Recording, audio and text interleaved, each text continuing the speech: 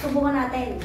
Dapat sa sarili muna natin, ano, sa pamilya natin. Kasi hindi natin maano yan kung hindi natin ma-share sa iba kung hindi natin susubukan. Nasubukan ko po nung aking anak nanay, working student. Halimbawa sa computer, na-focus sa soft drinks. Ngayon, pag uwi, galing sa MRT, pagkasakay niya, talagang halos hindi na siya makatayo. Pag uwi sa bahay, sobra na sakit talaga ng tiyan, hanggang sa hindi na nakatayo. Yung gabi na yon, ang pinaano ko sa kanya, Diyos muna. Sabi nawala ko yung sakit ng sikmura ko. Pero nung pagka umaga, sabi niya, hindi ko na talaga kaya, hindi ako makatayo. May pagbabago na kagad eh. Pero nung barley yung inano ko, sabi ko, pukusan mo na. Di sabi ng papa niya, sige, dali mo na sa doktor. Pero pagkasabi ng doktor sa kanya, sobrang na pala ng kidney niya. Si Erica, ate.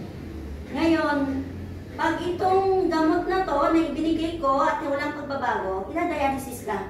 Nag-worry ang isa, syempre bilang magulang, nag-worry ako. Sabi ko, sige, kailangan ito na inumin mo. Kasi parang walang pagbabago. 1-2 araw, pag hindi magandang result ng gamot na iniinom mo, walang mababago dyan. Kaya sabi ko, yung barley na subukan mo. Nung pag-uwing-uwi namin talaga na yun, hindi siya kumakain, hindi na talaga siya makakain. Pinainom ko na siya kagad niyan. Tapos, kinaumagahan, pagkagising, talagang yung bago maubos yung 10 piraso na yan, nagkaroon talaga ng magandang resulta. Wow.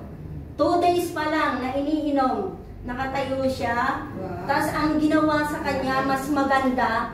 Eto talaga, itong barley na to, 2 araw pa lang na iniinom, ang dumi niya, grabe. Yung ihi niya, kahit gusto ilabas lahat. Wow. Hindi niya talaga na sumakit yung sikmura. Tapos, bago maubos ito, sabi ko, pag naubos yan, idadaling kita ulit sa doktor. Pa-check natin ulit kasi pinababalik siya para makatibayan na kung may pagbabago yung gamot na ininom. Pero hindi ko sinabi sa doktor na hindi ko pinainom yung gamot niya. Yung barley lang ko pinasubo.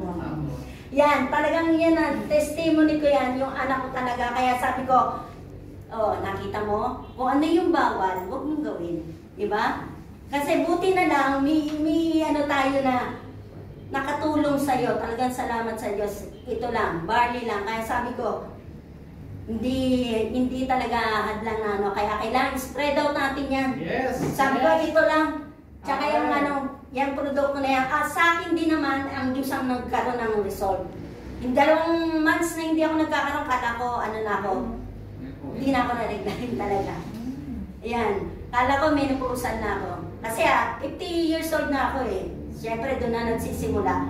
Pero nung kalahatian ng December, na bago ako magpa-member, nasubukan ko na yan, binigyan ako ng Mamanji. Wow. And then, yung isang kaon na yon, pagka January, kalahati, nagkaroon ako, lahat halos ng maduduming dugo, buo, inilabas ko yan. Wow. Lahat. Meron akong may hormonal imbalance din ako. Na tuwing magkakaroon ako, hindi ako makakatayo niyan. Hindi ako makakapagtrabaho, hindi ako makakapag-massage niyan.